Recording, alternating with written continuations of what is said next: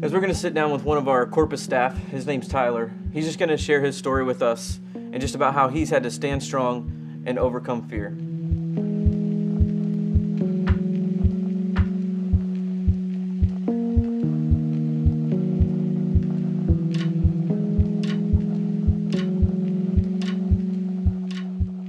I mean, I've always grown up in a Christian home, Christian surroundings and stuff, and I went to a Baptist church when I was younger, and I was in the youth program. I've been around camps, summer camps, since I was like 8, or since I was born, actually. I was born on a camp, not in the camp itself, but conceived on a camp, no. That's awesome. No, but I've been on camps. My dad's been a part of camp ministry since I was born, and I moved here when I was around 7 or 8 years old. I've always been a part of Zephyr. Working there and always being around the Christian surrounding was a good background for me. But I guess you would say, like, all through high school it was good. And then when I moved off to college, I had all this new freedom. I had no parents, no girlfriend.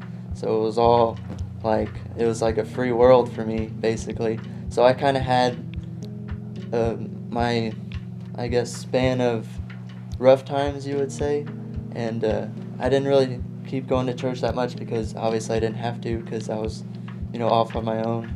I mean, I lived with my brother and one of my best friends, but I didn't really have someone telling me, hey, you need to get up on Sunday and go to church. So I went like a semester just, doing school, hanging out, with friends and stuff, and it was after December that I kind of realized, hey, this isn't what you're about. This isn't how you were raised and stuff like that. So I started coming to Bay Area on Sundays and just the main service. I wasn't really like volunteering in anything. I went upstairs and I checked it out. I went through the little training seminar or whatever it is and sat through a service. And then I started just doing that when I was Billy Bob for the lawn party. That was like kicked off my actual involvement in like some of the programming and doing games and stuff like that.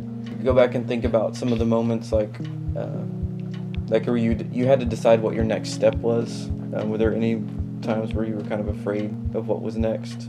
The fear of being out of church for a while was kind of made me a little nervous. Like, I tried going to a few other churches, but just with some of the stuff I was doing, I kind of felt like a hypocrite, I guess you would say. So I was in fear of what people who saw me in church, who may have seen me out of church, would have thought of me.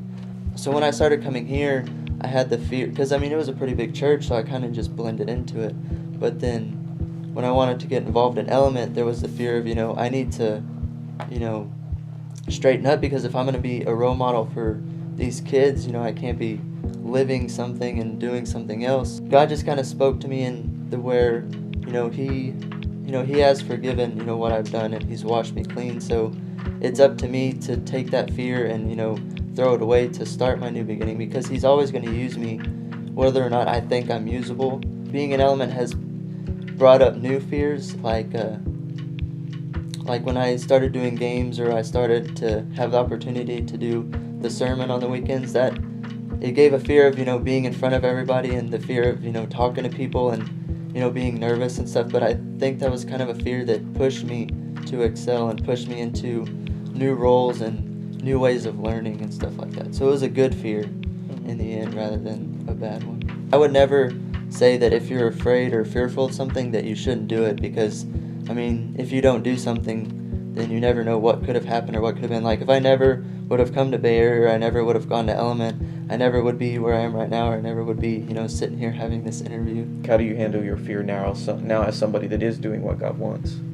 I guess the enemy has been putting that fear in me that what I'm doing, I shouldn't be doing because I'm not comfortable, or, I was comfortable with doing games, and now I'm kind of more, I get to talk on the weekends sometimes and stuff like that. So what I'm doing is causing the enemy to be frustrated. Yeah. So that's why he's instilling the fear in me, because he's, upset that I'm doing what I'm doing. Standing strong and not quitting, not giving up, was a real big thing that kind of defined what I was about, because if I would have given up, and if I wouldn't have been strong through the hard times and through the tests and stuff like that, then, I wouldn't be where I am now. I wouldn't be getting away from the fearful aspect of my life, and I wouldn't be pursuing the path that I think God has for me. I would say that if you don't stand strong in what you believe in and what you know, then His opportunities will always be there, but if you don't accept them, they're just going to keep going by. And if you think that fear is something that's telling you to turn down an opportunity, it's really not. Fear is something that's, it's a way of saying, hey, this might be what you need to be doing. Stand strong in what you believe in and don't let fear control you.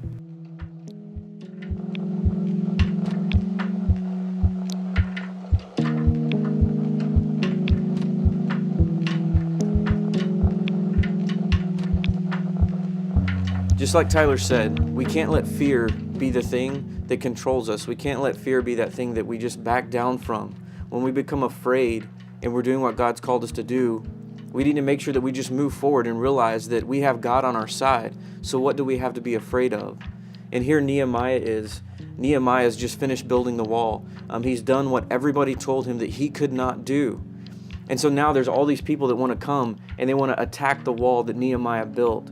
But instead of backing down, instead of being afraid, what Nehemiah does is Nehemiah gets everybody together and he reminds them in verse 14 of this. He says, "Then, as I looked over the situation, I called together the nobles and the rest of the people and said to them, 'Don't be afraid of the enemy, because remember the Lord, who is great and glorious. He will fight for your brothers, your sons, your daughters, your wives, and your homes.'" And he just reminds us right there, don't be afraid. When everything's coming at you, when you've done what God's called you to do, and then people want to attack that, don't let that get you off. Don't let that stop you from what God's called you to do. He reminds us that we can't be afraid. And the key to this is we can't let fear control us. We can't let fear be that thing that tells us what to do. We need to tell our fear what to do. And so the next point on your outlines is this: don't let fear control you. Just don't let fear control you. The next time you're afraid, realize that you have God on your side and God can do anything. And so even though the armies are coming against you, just like the armies were coming against Nehemiah, all we have to do is stand up and fight and not let our fear control us.